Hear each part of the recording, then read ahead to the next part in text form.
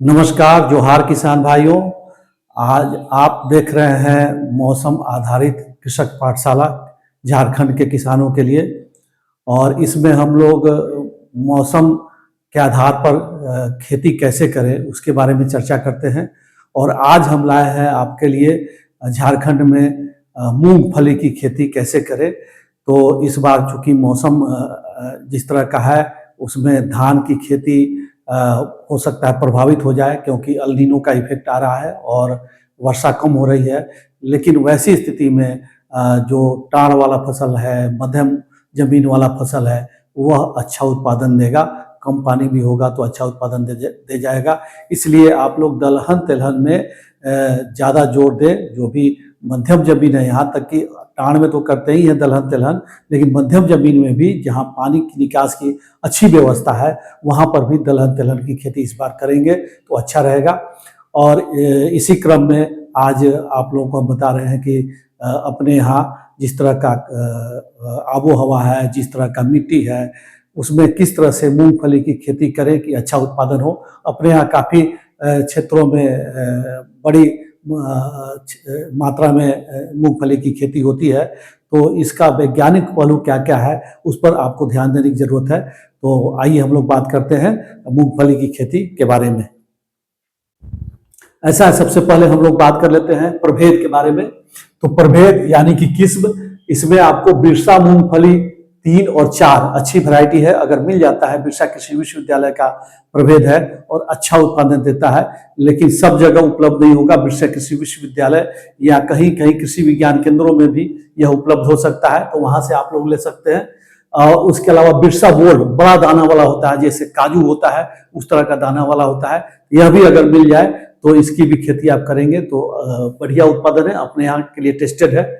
इसके अलावा GPBD5, GPBD5 और GJG18, उसके अलावा देवा और TG37A 37A, ये सब आपको मार्केट में उपलब्ध हो जाएगा। अच्छी किस्म है, अनुशंसित किस्म है और अच्छा उत्पादन अपने यहाँ होता है। तो इन सब किस्मों में से जो भी आपको मिल जाए वो आप लोग सेलेक्ट कर लें। इसके अलावा भी अगर कोई अच्छी किस्म मिलता है तो उसकी खेती कर सकते हैं, लेकिन बहुत पुरानी वैरायटी ना करें क्योंकि उसमें बीमारी आता है और उत्पादन भी कम होता है। तो अच्छी वैरायटी हमने लिखा है यहाँ पर, इसमें से कोई भी ले सकते हैं और अच्छा उत्पादन निश्चित रूप से यह अपने यहाँ देगा। इसमें आपको ध्यान रखना है कि अभी समय चल रहा है, जून का महीना है, जून से लेकर और 15 जुलाई तक, अगर यहाँ तक पूरे जुलाई तक अगर करेंगे तो अच्छा उत्पादन मिल जाता है। लेकिन सही समय है 15 जून से 15 जुलाई, या कहें तो 15 जून से 30 जून तक बढ़िया समय माना जाता है इसके लिए। तो अभी समय चल रहा है, इसकी बुआई आप लोग करें। इसमें जो बीज का दर है वो आपको 80 किलो प्रति हेक्टेयर, यानी मोटा मोटी आप मान के चले 32 किलो, 32 से 35 किलो के करीब में आपको रखना पड़ेगा 1 एकड़ में बुआई के लिए। जो छीला हुआ है दाना मूंगफली का तो उसको, और जब भी बुआई करेंगे तो ध्यान रखेंगे कि बीज उपचार जरूर कर लें, क्योंकि इसमें कीट लगता है, दीमक काफी लगता है और इसलिए इसमें जब भी आप, और बीमारी भी लगता है, टिक्का डिजीज लगता है, हाँ, तो उसके लिए आपको बीज उपचार करना चाहिए। बीज उपचार में पहले आपको फफूंदनाशक से करें, जैसे कार्बेंडाजिम है, डाइथेनियम 45 है, उसमें से 2 ग्राम प्रति किलो बीज के हिसाब से हल्का पानी का छींटा मार के और बीज में मिला दे। और उसके बाद फिर अगर दीमक के लिए चाहते हैं तो क्लोरोपाइरीफॉस आता है, क्लोरोपाइरीफॉस। तो क्लोरोपाइरीफॉस 2 से 3 मिलीलीटर प्रति लीटर पानी में हल्का पानी मिला के और फिर मिला दे और तब फिर बुआई करें, हल्का छाया में सुखाने के बाद। तो पहले फफूंदनाशक से और तब फिर कीटनाशक से और बीज उपचार करके बुआई करेंगे तो शुरुआती दौर में आपको बीमारी भी नहीं लगेगा और कीट भी नहीं लगेगा, दीमक नहीं लगेगा, तो आपका फसल का बढ़वार अच्छा होगा शुरुआती दौर में। और बाद में अगर आता है खड़ी फसल में दीमक आता है तो उस समय भी आप जड़ पर फवारा मार सकते हैं क्लोरोपाइरीफॉस का 2 से 3 मिलीलीटर प्रति लीटर पानी में मिलाकर जड़ पर केवल फवारा मारते चले जाइए कि जड़ के आसपास का मिट्टी भीग जाए, या बालू में मिलाकर 1 लीटर प्रति एकड़ के हिसाब से बालू 10 किलो 20 किलो बालू में मिला के और उसको छींट दीजिए जब हल्का फुल्का पानी आता हो, या निराई गुड़ाई करने से पहले, तो जमीन में चला जाता है क्लोरोपाइरीफॉस, तो दीमक समाप्त हो जाता है और आपका फसल बच जाता है। तो इसको आप खड़ी फसल में भी दे सकते हैं। जहाँ तक उर्वरक की बात है, इसमें 45 किलो डीएपी देना है। 1 एकड़ की बात मैं कर रहा हूँ। 1 एकड़ में 45 kilo DAP, urea 5 kilo starter dose दिया जाता है, और एमओपी यानी लाल खाद जो पोटास खाद होता है 17 किलो प्रति एकड़ के हिसाब से देना है। इसके अलावा झारखंड की मिट्टी में सल्फर और बोरन की कमी है, और साथ ही साथ जो टाण वाला खेत या मध्यम जमीन जो लाल मिट्टी वाला है जिसमें ज़्यादा से ज़्यादा आप लोग मूंगफली का खेती करते हैं, वो अम्लीय भी होता है। अम्लीय मतलब तेजाबी, उसमें अम्ल ज़्यादा होता है, इसलिए आपको प्रति एकड़ 10 किलो सल्फर पाउडर भी डालना चाहिए। अच्छा उत्पादन लेना है तो 10 किलो प्रति एकड़ सल्फर पाउडर, 80% धूल आता है ही, तो 10 किलो उसका प्रति एकड़ के हिसाब से। बोरैक्स पाउडर 10% वाला 4 किलो, अगर 20% वाला मिलता है तो 2 किलो ही लीजिएगा, तो 4 किलो 10% वाला। और चूना 1.5 क्विंटल प्रति एकड़ के हिसाब से डालना है। 1.5 क्विंटल प्रति एकड़ के हिसाब से चूना। बुआई के समय आपको ये सब खाद डालना है।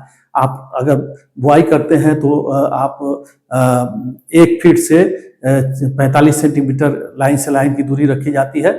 अगर गुच्छा वाला है तो आपको 1 फीट, नहीं तो 45 सेंटीमीटर, थोड़ा लतरने वाला है तो 45 सेंटीमीटर। मोटा मोटी आप 1 फीट से 45 सेंटीमीटर लाइन से लाइन की दूरी आप रख सकते हैं, लेकिन ज़्यादातर अच्छा रहता है कि 40 से 45 सेंटीमीटर हम लोग लाइन से लाइन की दूरी रखें।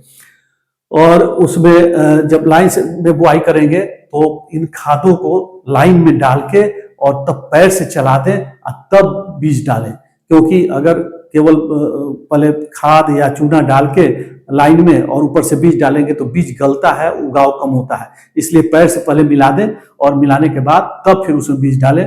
नहीं तो अगर छींटा मारते हैं पूरा खाद को तो छींटा मार के और जुताई करके, अंतिम जुताई करके पाटा दे दे और तब लाइन में बुआई करें, तब कोई दिक्कत नहीं है।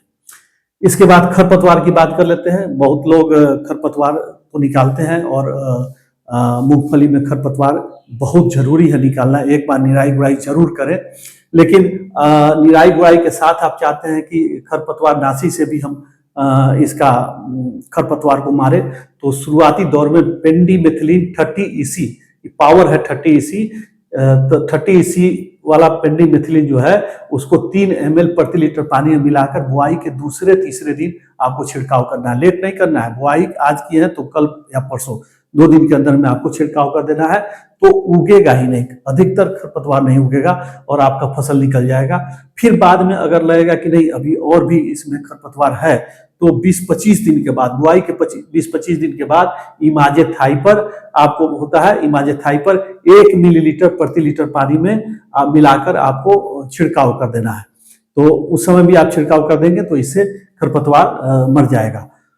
इसके अलावा इसमें भुआ पिल्लू आता है। आप देखिएगा भुआ पिल्लू बहुत ज्यादा इसमें दिखाई देगा, और वो पत्ते को चाटता है और धीरे धीरे उसका पत्ता को जालीदार बना देता है और उपज में काफी कमी आ जाती है। तो उसके अगर आक्रमण होता है भुआ पिल्लू का, तो इंडोक्सा कार्ब 15.8 SC वाला 15.8 SC वाला पावर वाला इंडोक्सा कार्ब मिल जाता है सब जगह ही। तो इंडोक्सा कार्ब 15.8 SC वाला 1 मिलीलीटर 1 लीटर पानी के हिसाब से घोल के छिड़काव कर दे। अगर आपको लगेगा कि नहीं अभी पूरी तरह से कंट्रोल नहीं हुआ है, तो 1 सप्ताह 10 दिन के बाद फिर रिपीट कर देंगे, या फिर इसके बदले आप दूसरा कोई दवा का छिड़काव कर सकते हैं, जैसे क्यूनालफॉस होता है जिसको इकालक्स के नाम से आप जानते हैं, उसका भी छिड़काव कर सकते हैं। दूसरा छिड़काव 1 से 2 ml प्रति लीटर पानी में मिलाकर। इसके बाद इसमें टिक्का रोग आता है। आप देखिएगा कि पीला पीला पत्ता धब्बा हो जाता है पत्ता पर, और वो काफी खराब कर देता है फसल को। तो अगर आपको टिक्का रोग आ गया, पीला पत्ता पर धब्बा बहुत आ गया है, तो उसके लिए कार्बेंडाजिम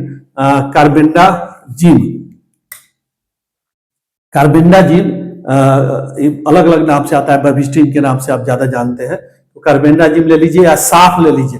कार्बेंडाजिम लीजिएगा तो 1 ग्राम 1 लीटर पानी में, साफ लेते हैं तो 2 ग्राम प्रति लीटर पानी में घोल के आपको छिड़काव कर देना है। और फिर पुनः आपको जरूरत पड़े तो 1 सप्ताह 10 दिन के बाद आप इसको रिपीट कर दीजिएगा तो अच्छा उत्पादन आपको मिलेगा। मुझे लगता है कि जिन चीज़ों को की आवश्यकता है जानने की, मैंने कोशिश किया है कि उन सबको बता दूं। और इन कार्यों को अगर आप मूंगफली की खेती में करेंगे तो निश्चित रूप से आपको अच्छा उत्पादन मिलेगा। और इसी के साथ मेरा निवेदन है आपसे कि इसको सब्सक्राइब करें, लाइक करें, जिससे ये जो मैं जानकारी दे रहा हूँ, जब भी मेरा वीडियो अपलोड होगा वो आप तक पहुँचेगा और समय पर आपको जानकारी मिल सकेगी। धन्यवाद।